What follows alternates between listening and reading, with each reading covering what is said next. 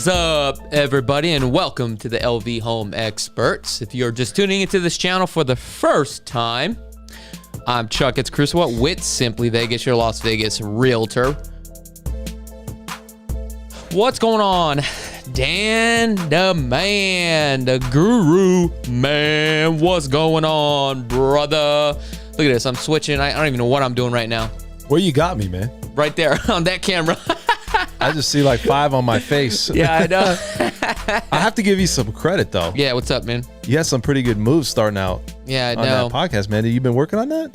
No, not really, dude. You know the crazy thing about it is today, right? Today, I don't know what it is. I don't know if you had this kind of day before, but I don't know what it is. It feels like I'm moving so quickly on things, but not getting anything done, dude.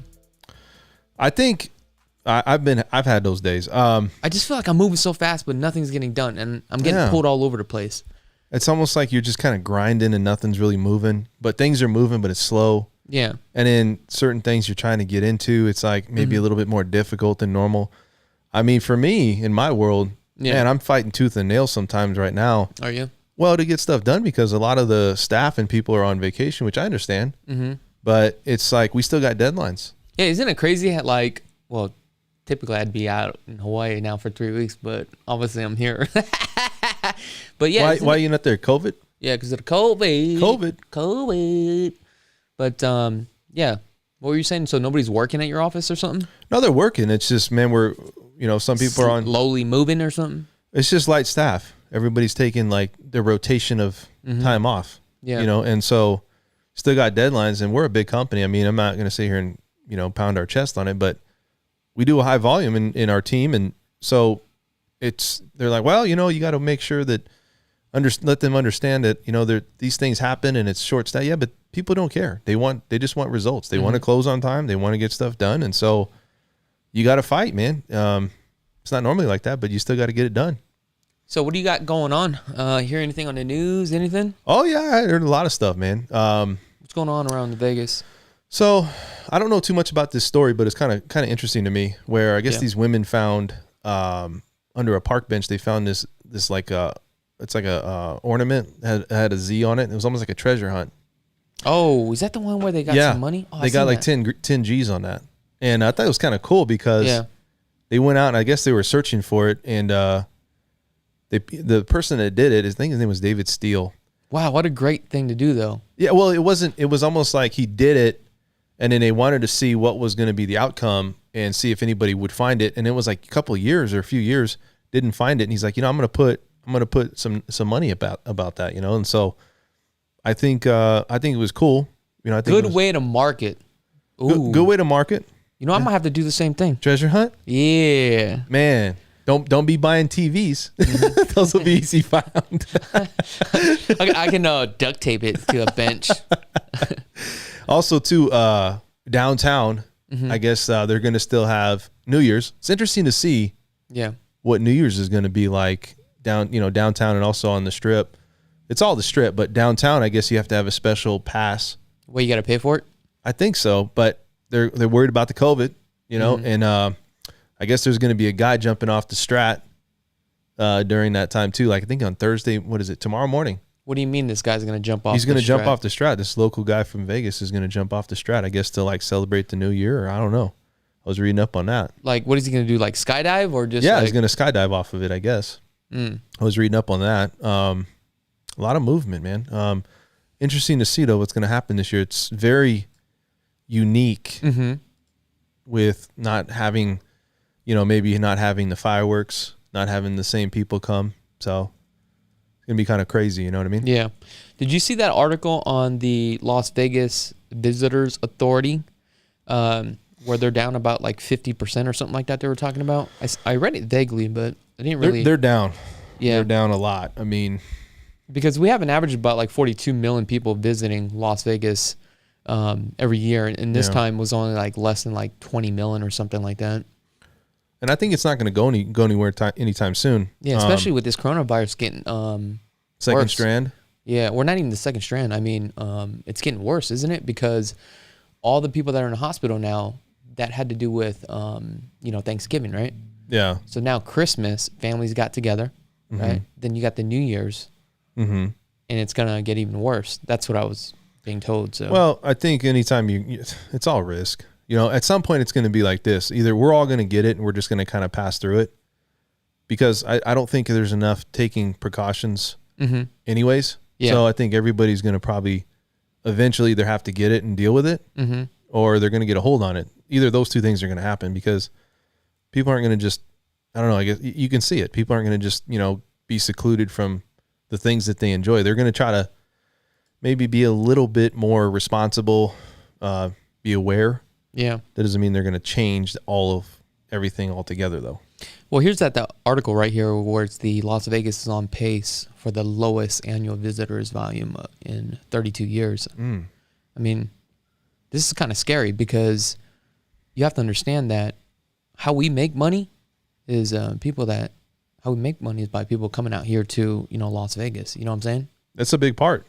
Probably the biggest part. I mean, we got businesses here, but a lot of these businesses too, a lot of these people came here starting maybe working at the Strip and then branching off. And so there's a lot of businesses that are attached to the Strip as well. Like, for instance, my uncle, he has a sheet metal business. You know, and they're like the middle person on helping with, machine parts and stuff like that for slot machines. Yeah. So if the casinos are not doing well, businesses like that, they're going to slow down a little bit, and everybody's going to feel, the effect of it. It's like that trickle effect. You know what I'm saying? 100%. Because he's going to have to cut some staff. Because at the end of the day, any business owner, has to take care of him and his family first. You know what I'm saying? I think it's just normal. Like, if your business isn't doing well, unfortunately, you have to let some go, and you have to really reduce your staff or your employees. And not everybody wants that. Look, there's times where I'm sure these business owners are laying up stressing at night. These people have families, they got kids, they have lives that are dependent on that money coming in. Yeah. And then you look at the unemployment, if you have to go on it, some people didn't even get it. All of a sudden, some people get it 8 months. It just, they're suffered for 8 months, and they figured out maybe just how to survive. Yeah. All of a sudden now they're getting the unemployment, deposits. So it's not a good place to be for anybody, even if you are going to survive it. If you have people that are dependent on you, it's tough. I mean, look at this. For the month of November, we're down 56.8%, right? Occupancy, 49%. Room occupancy, 58%. Obviously, the convention attendees, obviously there's nothing going on, so that we know it's going to be 100%. Look at this. The average daily room rate, 30% down. Yeah, it's crazy. That's a big chunk of change. Yeah, right? It is. Also, air passengers, 57%. Wow.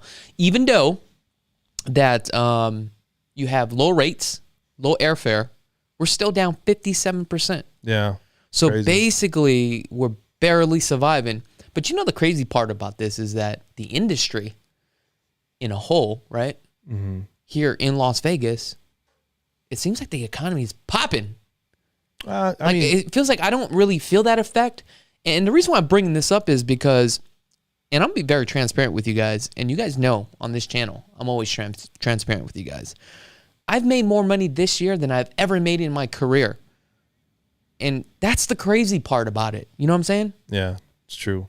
I mean, the question is why, and we know why. It's because people from out of state are moving out here. They have low interest rates, and again, California.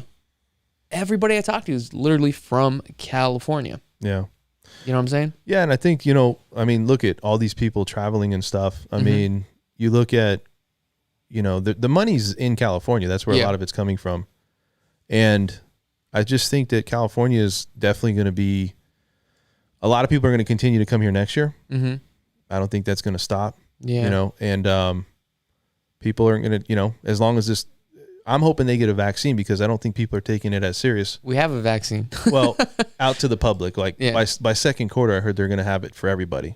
I'm just saying. Well, that's going to be kind of tough, because I think they were giving out 2 million a week. So if you give out 2 million a week, that's only 8 million, but our population is 300. So it would take they were saying it would take 8 or 10 years or something. Some people are the skeptical rate that we're at. Too, you know what I'm saying? Yeah, and some people are skeptical. They don't know if that vaccine is going to work for them. I think some people had side effects. I mean, it's a tough world. You know, a lot of people are just don't really understand what's going on. And, you know, I'm one of them. I don't really know everything that's happening outside of, you know, my realm of where I'm at. Yeah. But I do see a lot of things that's happening with that. And obviously it's directing the markets. It's directing how we do business. You know, people are working from home more and more. And so I don't think everybody takes it serious. And I think that, you know, it's just unfortunate where nobody's really going to knows the outcome of what's going to happen. You know, it's just kind of, we have to go through the process, you know, and it's hard. Well, Las Vegas market is very unique, and it's pretty predictable as far as like what's going to happen. Yeah. Just due to the fact that our primary sector is casino and hospitality, obviously. Yeah. And our leading indicators, and I talk about this all the time, it's, you know, the people that are coming here. So obviously we're down about 50%. Yeah. But why is the market still going good? Okay, we already know all that, right? Now, I know that in 2021, it's going to probably be the same market the way it is now, or in 2020. Yeah, it's a banner year. I mean, financing real estate, anything related to housing is a banner year, because now in some pockets, in some markets, they maybe didn't see. It's cyclical. Yeah, they didn't see the same growth, but I mean, look, there's many cities and many states that have benefited primarily because rates have been low. Yeah. Inventory's been scarce and it's been lower. So the supply and demand, the demand has been higher for homes, which is pushing people to scarcity to buy houses. Yes. So if you take a look on your screen here, I've broken this down from 2015 to 2020. Okay. As you can see, in January of 2020, 5,100 homes, February, 5,400, March, 5,800, so on, so on. So if we take a look for 2020, roughly we sold about 63,000 homes. And now in 2019, we sold about 68,000 homes. So in 2019, we actually sold more homes. Yeah. Okay. Than this year. However, what kind of also hurt us was the coronavirus, obviously. But the reason why home pricing is so high right now is because, again, going back to supply and demand. So just because we didn't sell as much as homes, it doesn't mean the home pricing is more, right? Yeah. But unfortunately, supply and demand. I mean, we don't have that many homes out here. I've even looked at the luxury market. I can't believe how fast the luxury market is going. Yeah. Now, what do I consider as far as like the luxury market? $1 million and above. And things are pushing along. Yeah. I mean, I don't know if it's going to get to the point where we're at the top, because I just don't really know. But something dramatic has to happen. But also keep in mind, how much money can the feds actually print to the point where you are devaluing our currency? Now, obviously right now, consumer confidence is what's constantly pushing the market or pushing the ball forward down the field. But it's going to get to a point where the average person no longer can spend more money. Then once you have more money back into the supply line circulating, right? Then what happens is you're going to run into deflation, then hyperinflation. And that could be a scary part. Because once you start going into deflation, but certain areas you're going to have hyperinflation. And when I say hyperinflation, I'm talking about increasing in pricing. And I've already seen this. Explain Food, that though, because gas. You see what I'm saying? Things are going to go up. People don't really understand. Yeah.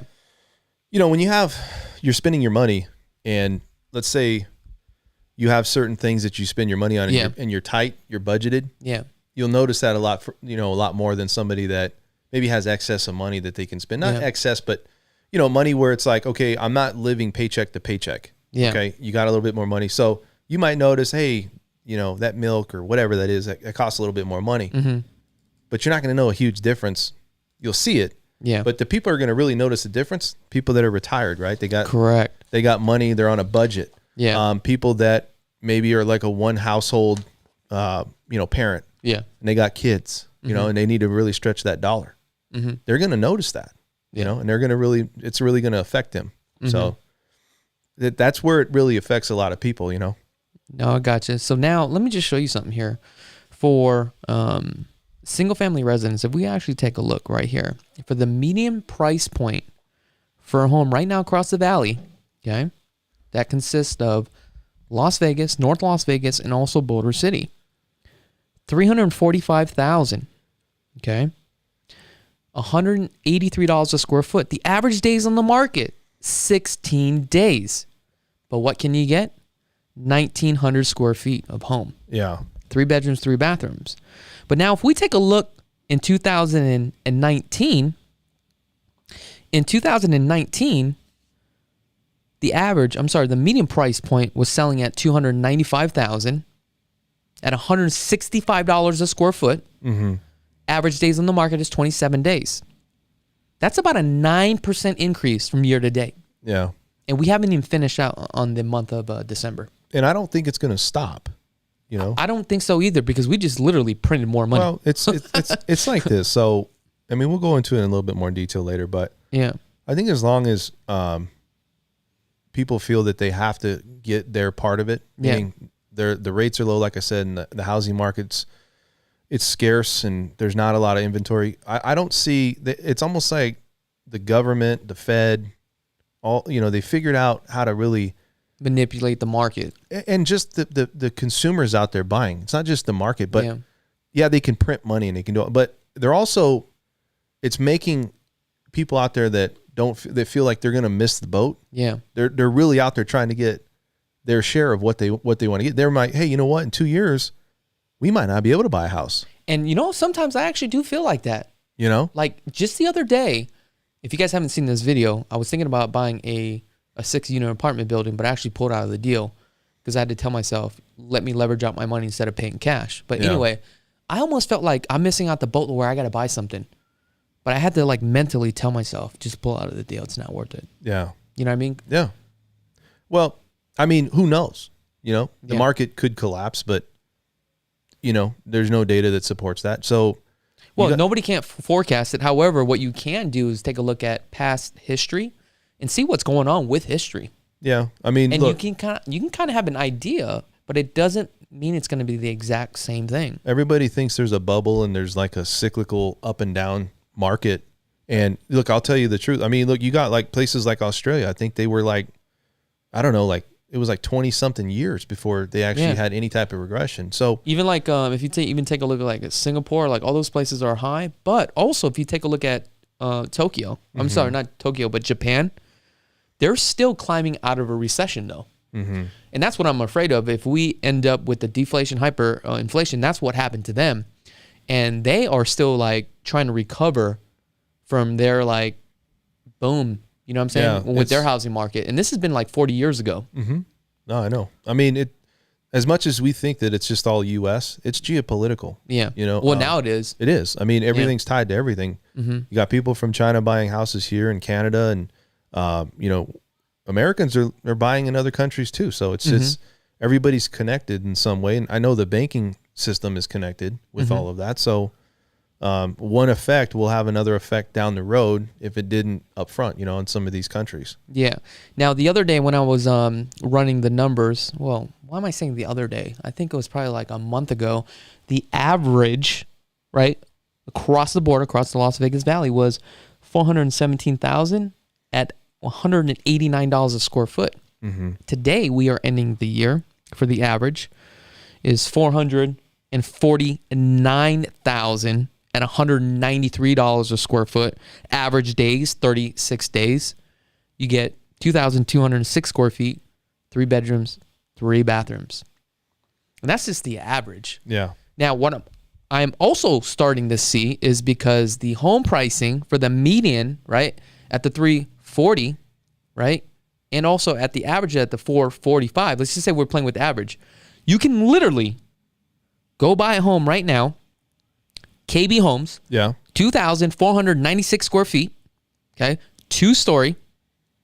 You can get a full bedroom, bathroom downstairs for your guest, right? Mm-hmm.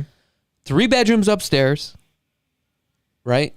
Well, 4 bedrooms, including the master. I'm sorry. Yeah. And you have a total of 3.5 baths. Oh, 3 full baths. Wow. So the question is, would I spend $450, right? Because I can literally buy this home at $365 right now, put everything I want to it, Yeah. and I'll still pay $450, but I get a brand new home. The only thing it sucks, I gotta wait. Yeah, I mean, For it to build, there's not right? a big difference in price. Yeah, I mean, there is, but and that's why new home sales are just skyrocketing right now. I can tell you that too, that you're probably going to have just as much, if not more, competition for new home because it seems like everybody wants new home. Yeah, but here's the thing: you want to know how you know the market is great is when you step into a new home sales track, and when these guys are not offering anything, that's how you know this market is good. Because you know what I'm saying? Yeah, and think about it like this: if that means they're not giving anything, that means they have more than enough people walking in the doors to try to buy that same home. And I talked about this on our last show. I have a product right now, right, that I've been sending my clients to that they love, but now this builder is making them put down on a reserve. You got to get approved through them. Once the reserve goes down, right? Mm-hmm. Now you have to automatically bid of what you would pay for the lot. You have to piece together the home. You got to literally build it out and say, this is what I'm willing to spend. Mm-hmm. So you're telling me, I'm going to tell you, for me to win this bid, how much I'm willing to spend. Yeah. And all the money that I'm going to fork out. Yeah. It's crazy. That is really crazy. Yeah. It's really crazy. I can't believe that, man. No, and I think that, as it keeps going, as this market stays the way it is, you're going to consistently see those things happening. And, I don't know, builders, do they have enough inventory or even future inventory to make, help the supply that's needed for these people? Meaning they have the ability to buy home, to create these homes. Yeah. With these people coming out and the demand that they're looking for. Mm-hmm. Do they have that right now? I mean, or is it they're just so behind, or they're behind on most of these projects?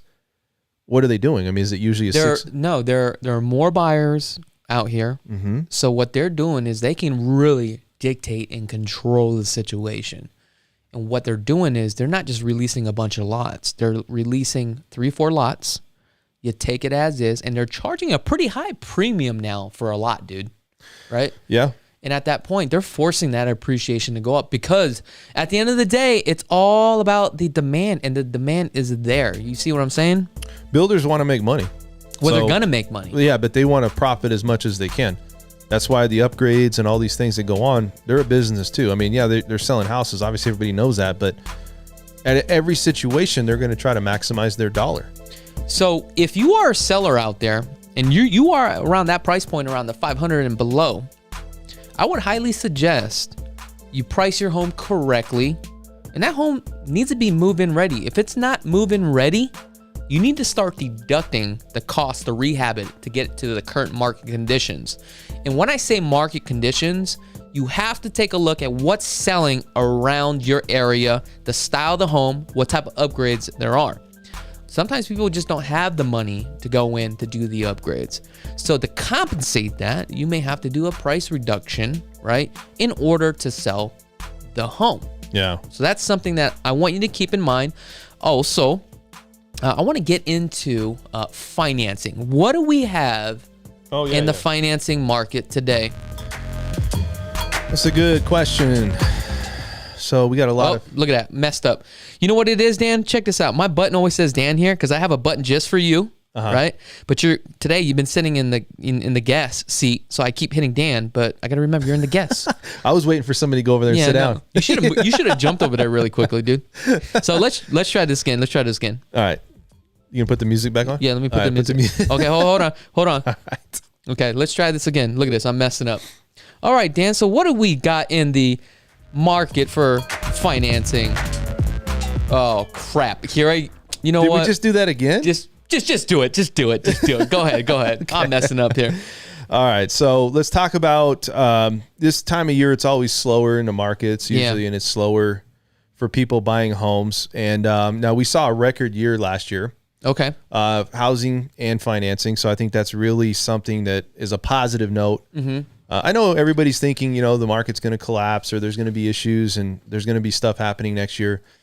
I don't know. I mean, let me say this. We all don't know that answer, but I can tell you that I still, for the data that I see the same market, if not better, moving into 2021, at least next year. You getting a bunch of loan applications for December? Yeah, and it's a lot of refis. You know, a lot of people are refining. I think purchases right now, people kind of slow down. We got people. Well, obviously approved. it's the holidays, right? Yeah, it's the holidays, and people have a tendency to kind of, you know, on a refi, it's easy because you don't have to go out and look for a home. You're already in the home. What's your percentage on refis right now? I mean, it depends. It's like 2 point, you know, no. I'm not talking about the interest rate. Your percentage as far as buyers versus refinancing. Oh, it's still I probably have about, you know, right now it's about 50-50, honestly. Okay. Yeah, it really is. I mean, it might be a little bit more than 50%, but the last time I checked, it was pretty close. It was a pretty good balance. Okay. But, you know, heading into the next year, we've already talked that 2021 rates are going to stay relatively the same. Yeah. The Fed is going to continue to buy, you know, bonds, 120 billion every single month, you know, and when you look at what this is about, it's about buying treasuries and mortgage-backed securities. We talked about that before. And one of the things we have to look at is, you know, price stability and unemployment, if that's going to be high. Inflation, you know, what are they going to do with that as long as inflation? So with unemployment too high and inflation too low, you know, you want to expect the Fed to continue to be a part of this bond purchasing at 120 billion that they're purchasing. Now, what does that do? It manipulates the economy and the markets. Now, when you look at the stimulus that's going on, this is producing more people out there spending money, which is going to help our gross domestic product, and that's going to help them. But there's a level of inflation that they want to kind of stay even at. They don't want it to go too low or too high. And so by purchasing these bonds, that's a way to manipulate how they can control what rates do. Also, with rates being low, it keeps people in the market to buy. So give an example. So the more bonds we buy, what happens? It's like an inverse relationship for the most part. If you buy bonds, the yield on the bond goes down because there's not a big demand for it. Yeah. Okay. So if the bond price, if people take their money out of the bond market and they put it into the stock market or wherever else they're going to put it into, the yield on that goes up because they're trying to entice investors to come back and buy bonds. It's real simple. So when we talk about this, okay, the bonds, who would you say that mostly buys our bonds? Who buys our bonds? Yeah. So how it works is the Federal Reserve creates these bonds, and then the Treasury buys these bonds, and then the Treasury turns around and sells them to big corporations and big investors, sometimes other countries. Mm-hmm. And so that's how it's kind of a cycle effect. And that's how we are all connected globally, correct? 100%. Because now everybody has some ownership somewhere. Even countries have ownership in what we're selling them in some of these U.S. Treasuries. So let me ask you this real quick, okay? So if you were a country and you were buying our bonds, right? Like, when you get paranoid, like, hey, you know what? You guys are printing way too much money. Maybe I'm going to stop buying these bonds. I mean, look, there's certain levels to it too. I mean, there's certain things that they look at and what's the risk factor. Believe it or not, when some of these countries buy bonds, they look at our bonds as being a low risk. Mm-hmm. And so is every country going to dip in and try to buy some of these treasuries and things that we're selling off? No.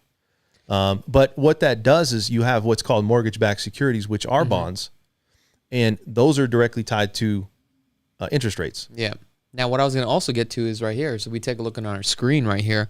7.7 trillion held by foreign countries. Japan, mainland China. Exactly. Look at that. 1 trillion US dollars. So at the end of the day, this is what I'm going to get to, is that you can only print so much money before a country no longer has faith in the bonds because that dollar is no longer worth anything. Well, but I think too that there's certain things that we need from those countries as well. So they're buying them based upon, you know, what we have, like the agreement we have too. Like in some cases, we're buying goods and services from them too, right? So now it's like, well, you're buying a bunch, you know, an X amount of goods and services. So yeah, we'll go, since you're tied with us and we have this relationship, well, then we're going to buy some of your treasuries. Yeah. So it might benefit them, and it might just be one of those. It's almost like a partnership, you know, if you want to look at it to some degree. Let's get back into it. All right, so let's talk about jobs. You know, right now we talk about, even though we were at 15% of unemployment. Well, that's only here in Las Vegas. Yeah.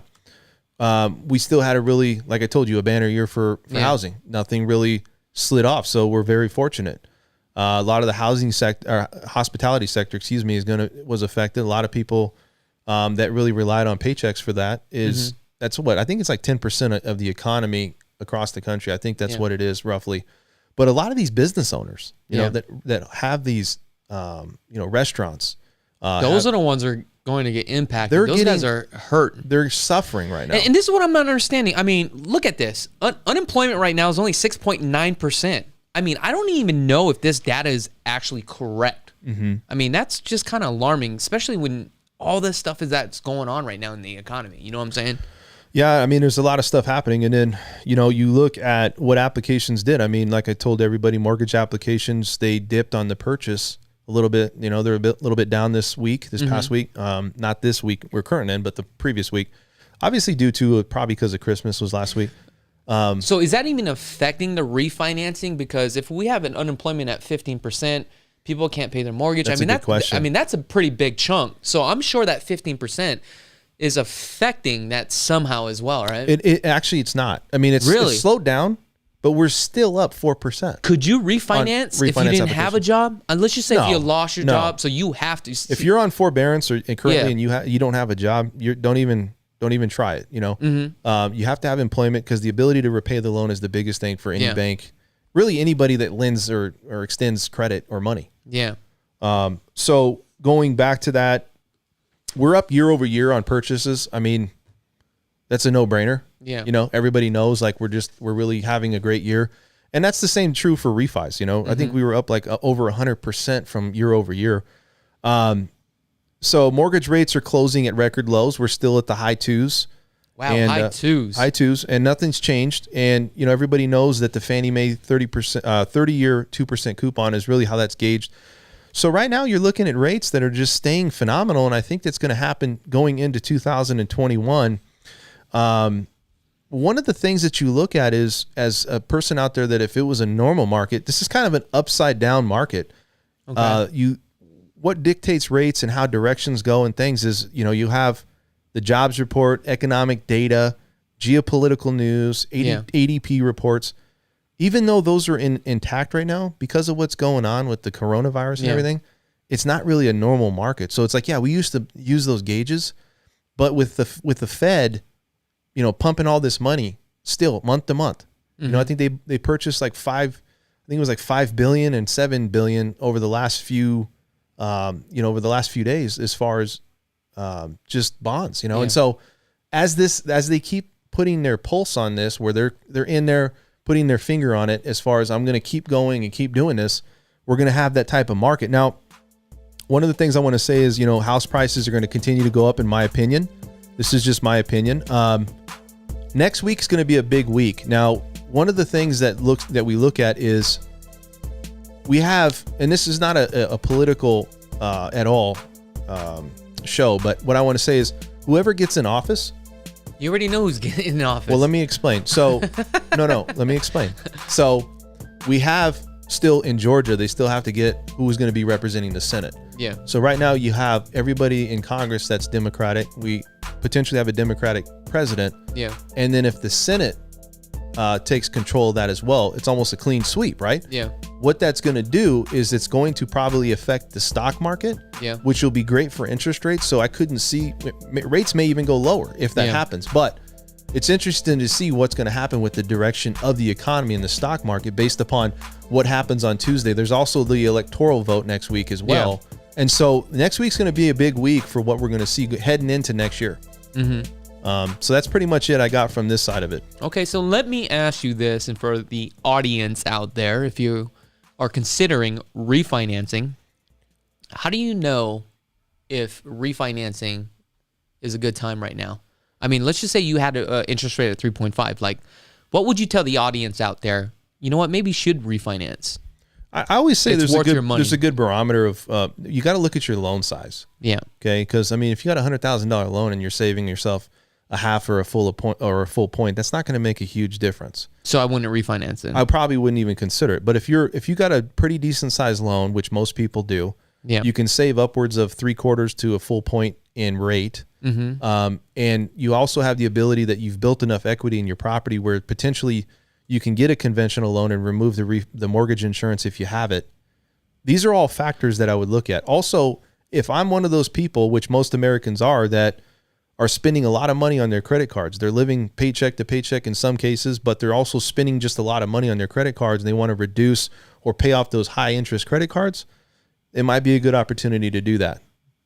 So that's why I would consider doing it. So what you're going to do is go to Dan's website and you're going to click the apply now and you're going to start that process. That's how we're going to do it. Rates are low. I mean, like I said to everybody, it's you may never see this again, even buying down a rate. We discuss this all the time. Yeah. Would you do it on normal circumstances? Yeah, I would consider it, but I would probably heighten that. I don't think they're ever going to raise rates, bro. Well, let me explain. So they possibly could, and I'll tell you that it depends on what the markets do.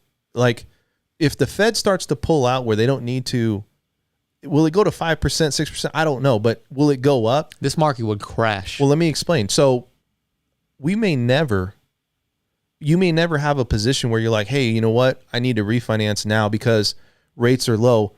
Because if you're already at like 3.5%, 4%, and then it goes up to 3.5%, why would you even consider it? So the reason I'm saying consider it is the people that have rates right now at 3.5%, 4%, 4.25%, it might make sense now. We don't know, right? We don't know if it's going to stay. Do I think it's going to stay? Yeah, I do. But rates are phenomenal, and I just think that get it while it's here, while you know it's here, and take advantage of it because anything could happen.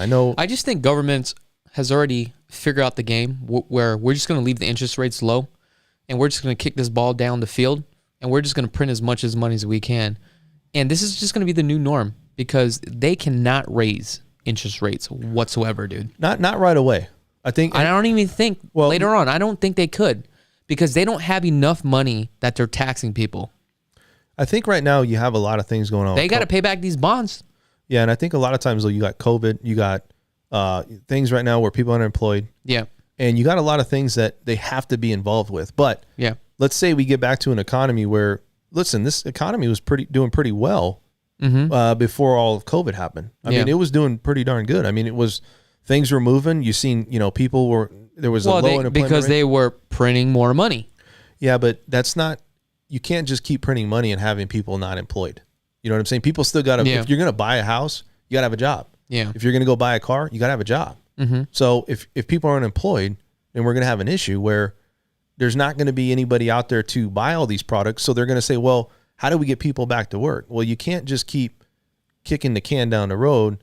At some point, it's got to become... Yeah, but Dan, they've been doing it for years, I know, dude. but it's got to become a free market, I think, at some point. This is just my opinion. Yeah. You got to have it where markets are now adjusting based upon real investments, not just governments coming in and printing money and keeping things where it's at. It can't... I don't know if something can stay like this forever. I mean, I don't see how it can. No, I gotcha. Now, this is the part where we read some of these comments. Let's get some of these comments going. What do we have here? Looks like one of the comments that says, do FHA loans apply in Las Vegas? I'm a first-time home buyer. Dan, you want to answer that question? Absolutely. And we actually increasing in 2021. If you want to do an FHA loan, $362,250 base loan amount. So is it going to buy you, those bigger homes? No, but I think you're still in a good market. It's not like you can't buy a house. Okay, what was that total max? 362,000? 250, 362, 250. So what that means is that you can go up above that, but the loan amount cannot exceed the 362, 250. Now realize that you have it's called a upfront fee that FHA charges. Oh yeah, that's that new fee that the feds. No, it's always been around, but they just basically what it is. I thought they took a percentage. I thought that was new. No, it's not new. It's just they charge. It's almost like a fee that FHA charges, but the loan goes up. When did they take that effect? It's been in effect ever since. I mean, really? Yeah, they just changed the percentages. Oh, that's what it is. Okay, yeah, it's like 1.75 on top of the base price. Yeah, so basically your loan will turn out to be like, if it's 362, it might be closer to like 370 something, 375. Oh, so they just squeezing more money out of you. Oh yeah, I mean, look, everybody's in it to make money. I'm not saying that's. But that's for FHA only. What about conventional? Conventional, no. I mean, you got to pay private mortgage insurance if you don't put 20% down. Yeah. Okay. Dang. So they squeeze money out of you like that, huh? Yeah, it's an upfront mortgage insurance premium. Oh. Yeah. All right. What else we got on some questions up here, Dan? All right. Let me see where we're at with this mouse here. Let me see here. Lost my mouse. Okay, so where are we at here? What else do we have here? No. It's just a bunch of cool comments here. We're gonna skip this. Okay, what about this? Majority of the people are not making more money than 10 years ago or 5 years ago or even 1 year ago. Inflation is high at a point, including housing pricing. Tourism is at all-time low. It's a false market. Well, I think you're printing money, right? So you're printing money. Ultimately, if you have more money in circulation, that's going to have an effect. Yeah. Right. As far as the inflation barometer, I mean, the data is saying it's staying right around even less. I think it's a little bit lower than 2% right now. Yeah, but you can't go off that because they're always making adjustments after they come out, man. They are. So, but you still have to look at is the cost in goods going up because they're printing money? You know what I mean? Probably, right? Yeah. You would think that that's the reason why is because, I mean, we just had this new stimulus bill. Yeah. What was it? $900 billion? That's crazy. And that's the most money they have ever printed. And some of that money goes to like other countries too, as well. I was seeing. I also saw something that somebody actually was a hacker or somebody that hacked in and got some of that money as they were being deposited. Some of them were taken where some of that money was taken while it was trying to be deposited into these people's bank accounts. I mean, you got to have like no remorse. You don't know if that's somebody going to need that money for paying their bills, People are not traveling people are not traveling now, nor will they do so in 2021. Who's going to get on a plane? A lot of people are still getting on a plane. I mean, like I said, I get it. I see where he's coming from. I mean, it's a risk, man. I mean, people. Would you fly to Florida right now? Probably not. No, I wouldn't. But here's the thing. I mean, people are going to still do it because people want to do what they want to do, and it's just you can't control what they do. But, I see planes flying in and out of here all the time, so I don't. Yeah. I hate to say I don't see that stopping because you can literally go down to the airport right on Sunset. But it's not like backed up like how it was one after another, dude. No, but I'll tell you what. I'll say the timing between each plane landing, I would say, is probably about a good 30 seconds to a minute, right? So what does that mean? It just means that it's still coming here, but it's at a slower pace, slower amount of people, but they're still traveling here. Yeah. TC says that I remember when my grandparents paid $30,000 for a brand new home in 1963. I wasn't even born then. What was it? What was the question? I remember my grandparents paying $30,000 for a brand new home in 1963. Yeah, it's crazy. Imagine what that house would be worth now. Dude, I know. See, that's what we talk about inflation. You know, it would be worth 135. No, it's just funny. No, it'd be worth a lot of money. Okay, let's see what else do we have here. Yeah, it's a down payment now. Price is ridiculous these days. What is a down payment for an FHA loan? It's 3.5%. Okay. What other fees are included?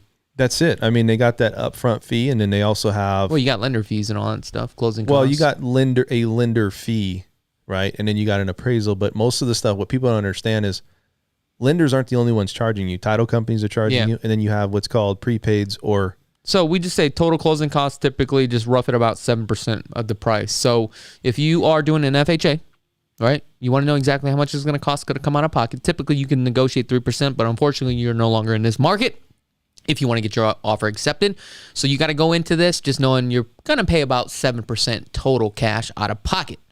So if you buy a home that's $300,000, you're going to be paying about $21,000 in closing costs. Just to be on the conservative side. Well, combination of down payment and closing costs. That's everything. So when we say closing costs, that's everything that's combined when you're coming to the table with. Yep. Okay. What is this? We are starting to see bidding wars with buyers, buying above market and appraisal value. It's getting crazy. Oh, yeah. No, it is. Remember when they had lotteries out here? That's what they're going back to. You're going to be in the back like, okay, did your number get pulled? Nope. You come back tomorrow and we'll see if you can get a house. Yeah. So they used to do that a lot, remember? I almost bought a condo or a townhome the other day, $350,000. Woo! But then for a townhome? Yeah, for a townhome up in Inspirado. Oh, so basically, I had a client that was he built out the home. We built it together. We spec'd it out. Yeah. Dude was banging, right? This house. Yeah. Right? And deal fell apart. And I was thinking about just buying it, holding onto it, and possibly flipping it. Yeah. But I got chicken shit. I got scared. Didn't pull the trigger. You always talk yourself up, and then it's like, I'm not going to do it. Because you know why? You did that with me twice. Yeah, because you were like, why? dude, You know what I could do with the money? That's like the Bitcoin situation. Well, but you know Remember when what? that thing was Listen, at if you had those I'm scared. I'm a puss. No, man. If you had those other 2 properties, I think, look, just like back in the day when you were going to buy those properties. No, it's. Let me tell you about those properties. I didn't pull the trigger. The problem was, it wasn't because I was scared. The problem was that I educated myself to the point where when you buy an investment property, I only stuck through like one rule of thumb. That's the problem. And when you're buying properties or investment properties, you can't play somebody else's game. You got to run your own numbers and see how the math makes sense. If I ate that, $2,000, I probably would have made another $100,000. Yeah. But you live and learn. There's a reason why. Yeah. Like I could have had more properties, but I got chicken shit. Yeah. So well, and that's where I tell myself, like, now, should I be buying just in case? If the market goes up another 100,000, am I missing out on something? Because I'm telling you right now, man, we're chasing inflation, 3%. So at a 3% inflation, right? I'm losing. Let's say you had $1 million. That's $30,000 you're losing every single month. Every year. That's a lot of money, dude. Yeah. So now it's like, what do you do with that money? You see what I'm saying? Well, you go out and you buy cars and you buy boats. That's a good idea. You're off the show.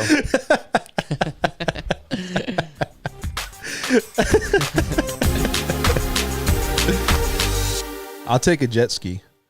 Oh, jet skis are pretty fun. Yeah. What other comments do we have right on here? Let's read another comment. Let me see here. I don't know. I got to see. Oh, it's moving. When will the mortgage crisis start next year in 2021? Well, like I said, I don't think it's going to happen in 2021. You got to realize that if somebody's manipulating the economy like the Fed is, then there's not really a room for crisis, Mm-hmm. Even through all this whole problem with the pandemic and everything, everything's going well. I mean, because you have they're intervening with what could happen and saying, hey, we're just going to put a Band-Aid on the problem here. And we'll just keep it, we'll sustain it, like you said, kick it down the road, the can. Yeah. And I don't foresee this even stopping in 2021, even the early part of 2022. You know what's kind of sad? The average household income here is only like $51,000, right? Mm-hmm. How much home can you actually afford? I mean, if the average home right now is like 400 and some change, that's already like 8 times the income. Well, think about depends that. on what city you buy. If you want to go buy in Pahrump or Bullhead City, you might be able to buy. I mean, can you buy more house out there for that? Yeah, you can. Right. But then you got to pay for the consequence. I mean, are you willing? The traveling. The travel, yeah. The gas and all that All that stuff. stuff. That lifestyle, you know what I'm saying? Yeah. You know, Vegas is more for convenience. You know what I'm saying? Oh, it is. And I noticed. That's the lifestyle, man. It's convenience. Yeah, I'm from California, and it's like, you can walk out that door. Mm-hmm. Literally, I got a Smith's shopping center right in my backyard. Yeah. Like, literally, I can walk to the store in 2 minutes. You got 4 gas stations on every corner. You don't need, there's nothing you can't do out here. And it's always cool because even these Nike stores and all these places and these indoor malls, there's 3 or 4 of them that you can always choose from, you know? So that's one of the things about, us and why we love Vegas is you go to California, and I'm not saying everywhere is like that, but you got to travel a little bit more, I got a good question for you. Can you get a primary mortgage if one spouse lives in another state? Of course. Okay. Yeah. That's well, you could you get a VA? Yeah. If I served in the military, yes, I was out in Idaho. Yes. My wife, I already have a VA, wanted to move here. Yes. Could we have 2 VA loans?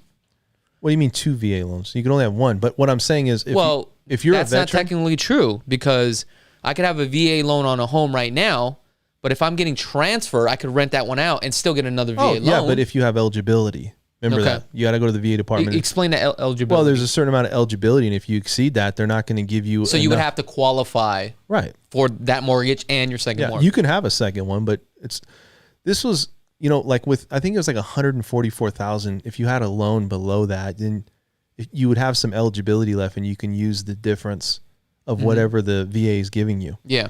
And, again, they're giving you that eligibility up to a certain dollar amount. So if you have eligibility, then yes. But to answer the other question, if you're a person out there and let's say your spouse is in the VA and let's say he or she's overseas. Yeah. And let's say that they still want to buy a home to live in Las Vegas and they're going to live here, they can do that. Wow. Yeah. And if she doesn't, and he or she doesn't have to be in the military, at least one of them has the eligibility. Okay. Okay. And obviously you do VA loans, FHA. You do all the loans in basically. Oh yeah. If you have enough fleet time with VA, because you have to put in enough time. Yeah.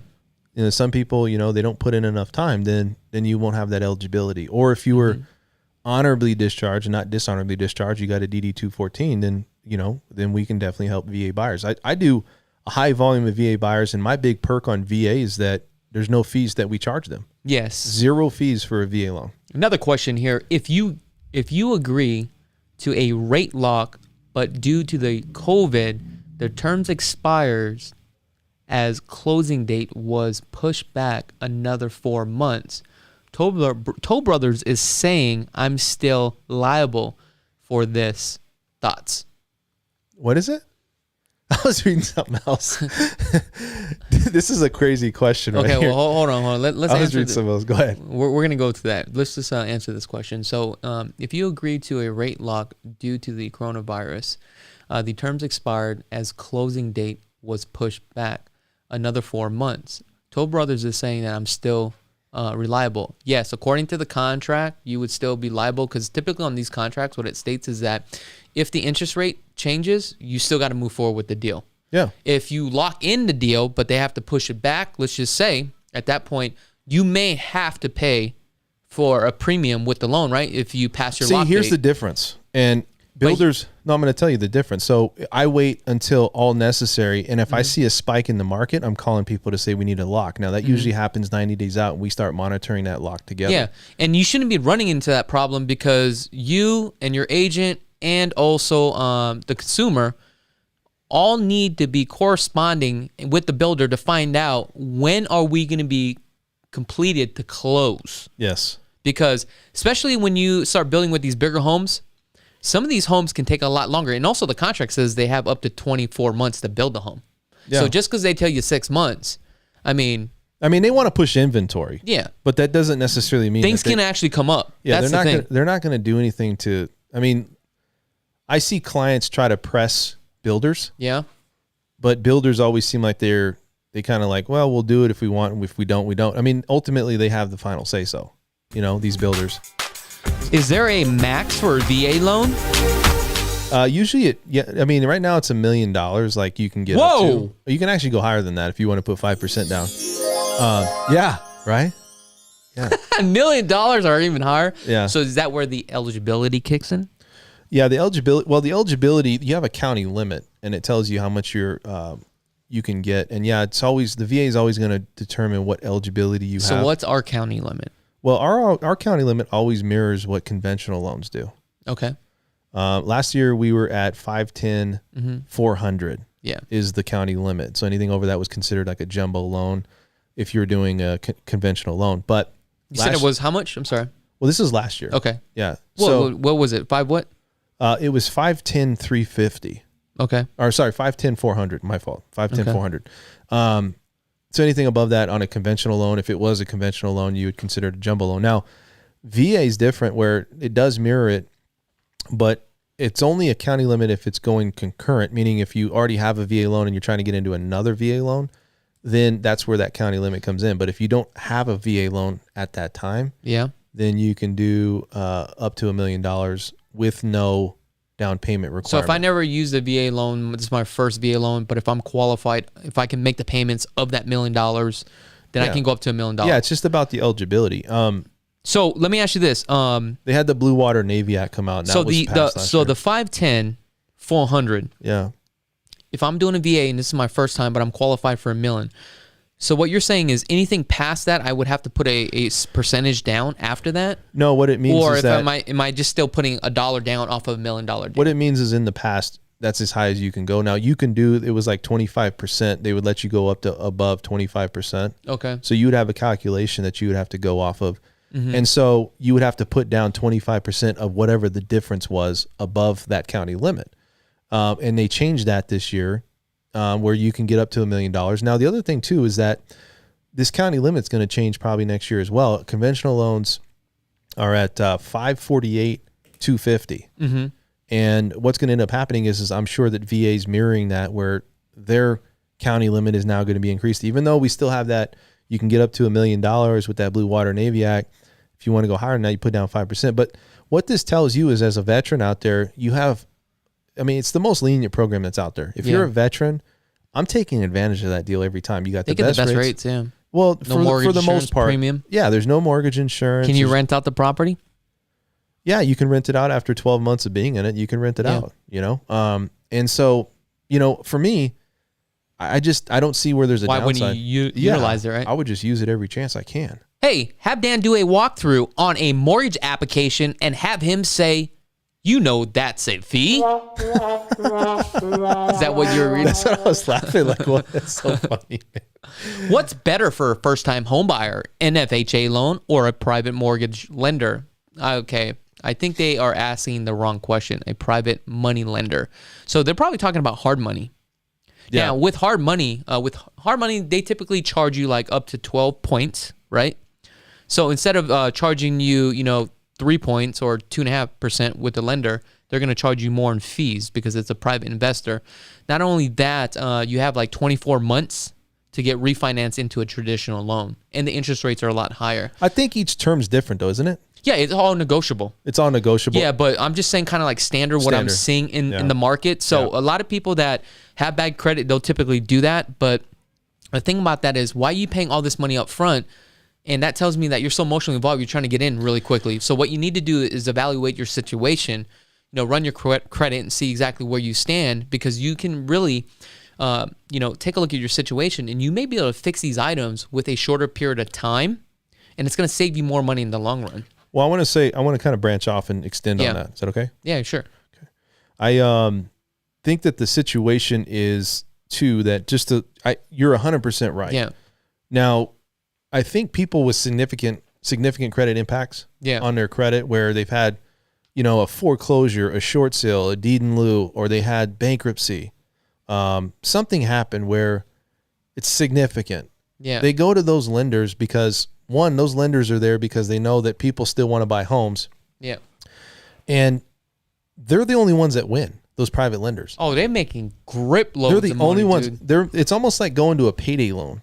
It's like you go to a payday loan because you're in a dire need, you need some help, something's happened, I couldn't pay my bill or whatever. Yeah, that's hard money right there for you, man. It's somewhat the same. I mean, because you're getting a higher rate, usually it's a higher down payment. Yeah. And for me, if you're saying, well, would I get an FHA loan or that, I would do an FHA loan all day. Why?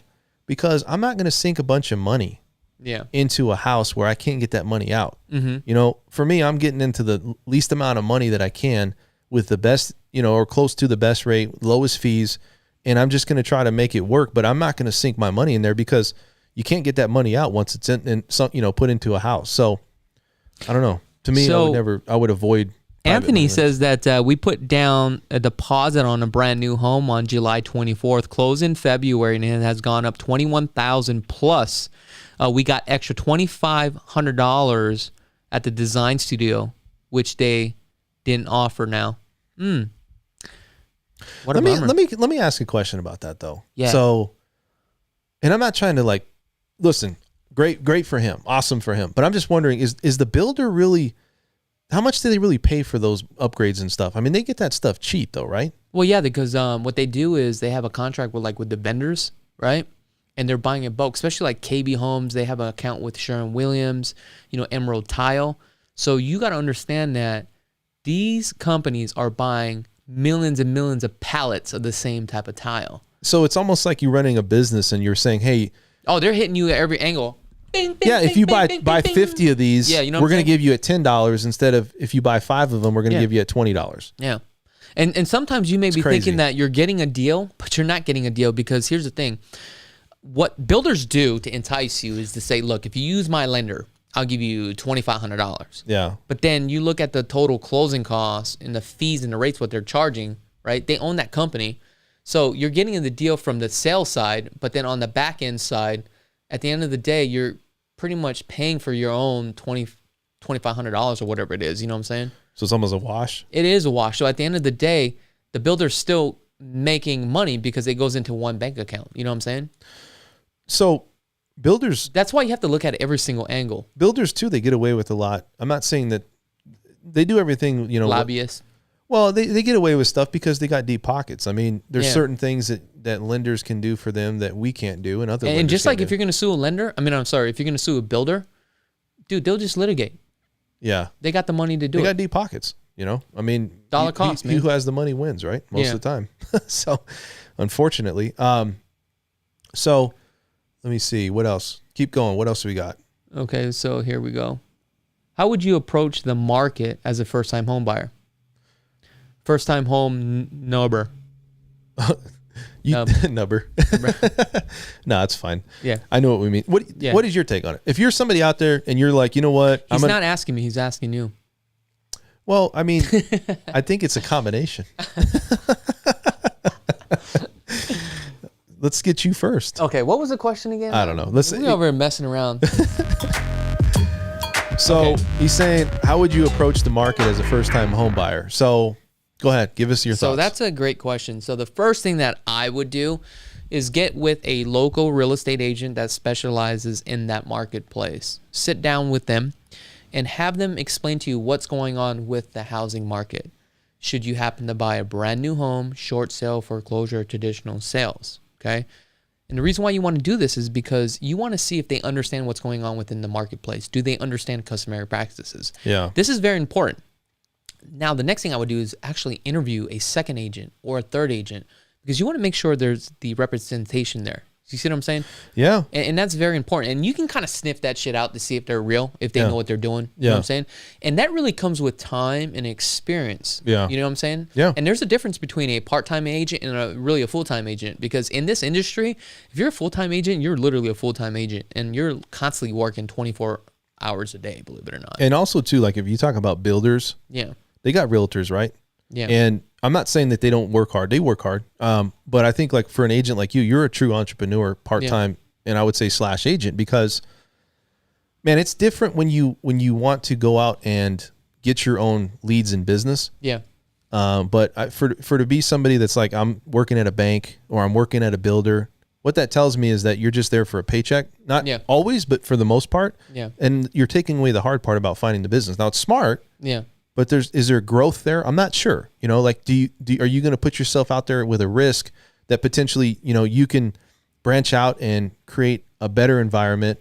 You can create your own sense of culture and things that you want with your own business. So I think it's a little bit different. The other thing that's important too, when you find a realtor, you got to have that camaraderie. You know what I'm saying? Like you got to feel like, yo, this guy's cool or this girl's cool. Let's work together. You know what I'm saying? So like first time obviously you got to obviously know how things work.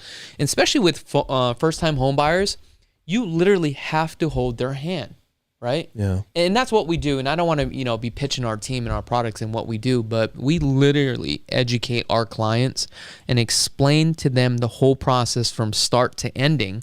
So that way, as we are going through the transaction, they're going to say, you know what? I don't remember everything, but that's what he's talking about now. This is where I'm at on the file. Also, what makes a really good agent too is as you're going through this transaction, okay, the agent is also letting you know what your deadlines and your timelines are. Because remember, you have money that you are putting into an escrow account, right? Mm-hmm. And should you breach that contract, you can kiss that money goodbye. You see what I'm saying? Yeah, I think too. I want to kind of, like I said, I want to kind of go with that whole first-time home buyer thought. So let me ask you this to make it easier, because that was kind of like a real estate question. So now, this is what I would do. After I'm done doing the full consultation, I would say, hey, the next step would be to speak to a lender. Mm-hmm. So now I'm a buyer. I'm coming to you, first-time home buyer. Hey, man, I got a referral from Chakits. What do I do? Well, I'm gonna tackle two parts. I'm gonna answer that part if that's okay in a second. And then what I'm gonna first talk about is, I get it. Like we've all been first-time home buyers. If you're out there and you're somebody, even people that have bought homes, and let's say they're going through this market. And the market changes. It's never the same, because I have clients that buy homes. They come back and buy a home. It's not the exact same market. So you got to get updated with what's going on. It's a big responsibility to buy a house. You're always going to have that thought that, am I going to be able to sustain making payments? What's involved as far as the money that I got to put out? And I'm always looking at, well, what's the risk, right? What is the risk to buy a house? And the risk is, well, I might have to, stay in that house for a good period of time. I can't obviously just get up and leave. And it might be a larger down payment, or it might be a down payment where I got to put money that maybe if it's like $10,000 or $15,000, let's just say that's what you're putting down. That might be a lot of money to somebody, right? Dude, that's hell of a lot of money. What are you talking about? Right. So, bro, you know what I could do? That's more in my truck, dude. Right. So it's a risk. Now you have to weigh it out, though. And you have to say, well, do I have a better position? Like some people, they're living with their parents, saving money. They're going to college. Maybe they're young entrepreneurs too, or whatever they're doing. Maybe they're millennials or somebody out there that's just a younger generation that is looking to maybe wait and get a step ahead. Maybe they want to finish college. Yeah. But whatever your position is, ultimately that's going to determine what you have to do. Now, if you're a family with kids and you obviously can't live with mom anymore or dad, or you don't want to live with mom. Yeah. So you have to make that determination. Yeah. Like, well, what is the rents going? If the rents are $1,500 to $2,000, and yet I can go get a mortgage that's going to be right around the same, and then maybe I can pay myself forward and then roll that money, which most people do. That might be a determination of getting into a loan. So if you're out there and you're a first-time home buyer, I understand. We've all been there. Yeah. It's a risk. It's a little scary. Like when you first bought your house, was it scary to you? Oh, yeah, because I'm taking a leap of faith. You know what I'm saying? Right. Because it's like, I remember when I bought my first home, I'm like, oh my God, I'm going to have to make this payment. Yeah. And dude, back then it was $1,400. It's like a marriage, man. It's not that you can't get out of it. Yeah. But you're signing a contract. You're making a commitment. You're making a long-term commitment. Yeah. Now, it could be a year. Could be 5 years. Yeah. When I bought my first house, I stayed in it 10 years. Yeah. I remember that house. Yeah. And so it's one of those things where everybody's got to start somewhere. But what that did is it repositioned and pivoted my position to buy something else. You grew out of that house. I grew out of the house. Yeah. I mean, dude, I was started there. It was like I was a single guy and I had a roommate, and now it's like kids and family. I got 3 dogs. I mean, there's stuff just. Dang. I know, man. It's you crazy. Like a real American. Right? I barbecue on weekends. Oh my God. I can tell. So, can I come over? Of course. You make good barbecue, I bet, huh? Yeah, I do okay. I mean, I'm sure you got, people you're from Hawaii, right? Yeah. They know how to barbecue, man. Hell yeah. They know what they're doing. Look at these arms, baby. They know what they're doing. Oh, look at this. Devin says, you guys are killing it. Oh yeah. Tonight, that's what we do. Thanks, Devin. What else? We're just talking, man. We're having a good time. Yeah, we are. We're just chilling. What else we got here? So the other thing too is like, so let's go back to the getting into a loan if you're a first time home buyer. Yeah. So, obviously you want to look at and say, okay, I need to write down all my questions. I want to get them answered. I want to know, first off, what are rates doing? What's my payment going to be? If I bought at a certain price point, it's always something people look at. If I can only afford up to a certain amount, what is my location? What is all the costs involved? What is the APR? What is your annual percentage rate? What is the difference between the annual percentage rate versus the interest rate? So the interest rate is your base rate. Your annual percentage rate is all your fees and everything, and it's over an annual period of a year where they show you exactly what your true cost of your loan is going to be. So like all your fees and everything that's included. When you say all your fees, like what are the fees included? Title fees, our fees, everything you pay for the house, for the loan itself. They put that and they say, okay, this is also because it's a cost. All these things are costing you money. So then they give you an APR of what your true cost is. That's why I always say when you look at a lender and you say, well, what's your rate? And you go, well, what's the APR? And everybody gets confused. The higher the APR, the more your closing costs and the more your fees are. So that's how you gauge if you're going to. So typically the interest rate will always be higher than the APR, or can the APR vice be versa. higher? Okay. APR is always going to be higher than the interest rate. Okay. Gotcha. So what you're saying is it's just a total of calculation for an annual how much you'd be paying. And is that for 30 100%. Years or just that 1 year? No, it's annual. Oh, damn. What happened? I don't know. I think I broke something. Oh my gosh. I'm not just playing. That was weird. Put your big old ass. No, it's amortized over a year on an annual basis is what it is. So that's what the true cost would be on an annual basis. Okay. All right. So let's answer another question here. What do we got here? I don't know. Let's see here. How do you negotiate a lower lot premium? 30,000 sounds like a lot. Well, 30,000 is a lot of money. As far as to negotiate the lot premium, it's very tough right now, and the reason why is because supply and demand, right? A lot of builders They know, like, if you don't buy it, somebody else is going to buy it. The only time they will drop it is if there's not that much movement. But also in the contract does state that there's really no lot premiums. We make it up. And you're aware that we make it up. Wow. Isn't that crazy? Yeah. What else we got here? Oh, no. Is there a way to avoid higher mortgage interest rates with buying a second home for your parents to live in as a primary residence moving to Vegas from out of state? Huge fan. So I don't know how that name says, but that's a huge fan. I can answer that. I mean, second homes are usually a little bit higher risk for a bank. If you put down, or you're willing to put down 25%, then you can always get a slightly better rate. Yeah. Obviously, you not have any mortgage insurance at that point. In the bank, usually that's that sweet spot. If you have at least 25% equity and they had to foreclose or do something, yeah, the bank loses no money on that. Yeah. You know, so is there a way to do that? Yeah, you can put more money down. Your rate obviously is determined by what your credit score is, and it's credit score driven. So yeah, all those things come into play, and it's a factor.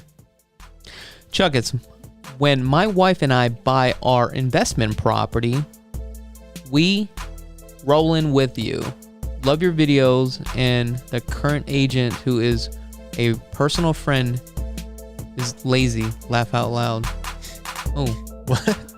I guess they're saying that they have a friend that is a agent out here, I guess. Okay. Let's answer one more question here. What month is the best time to purchase a home? That's November, December is the best time to purchase a home. Well, let me say especially this. in today's market. I think any month is, but would you have less competition? Yes, and just to get straight to the answer, it's November, December is the best time to buy. Hey guys, just wanted to say thank you so much for tuning in to the show. Really do appreciate it. And stay tuned until I think Saturday we'll do another show. That's just going to be more of pretty much guys just hanging out, just talking about the Las Vegas market, or just talking about a bunch of stuff. So it's going to be this week Saturday at 11 o'clock. So, and the other thing is, guys, have a happy new year. Stay safe out there. I know a lot of people are getting out there going crazy, drinking. So be careful. Anything you want to say, Dan? No. Good. Everything's been good. And you guys, like I said, have a safe, happy new year. You know, stay safe and try to avoid, other people right now. So